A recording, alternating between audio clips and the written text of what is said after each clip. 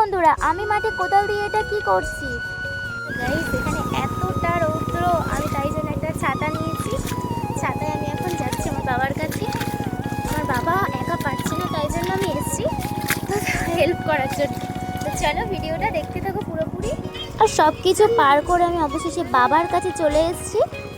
আর দেখতে পাচ্ছ আমার বাবা কতটা কষ্ট করে কচুগুলো খুঁড়ছে, আর আমি হেল্প করার জন্য এসেছি। আর আমার বাবা আমাকে জিজ্ঞাসা করছে যে তুই এসছিস যেখানে, আমার জন্য একটু ভাত নিয়ে আসতে পারিস নি।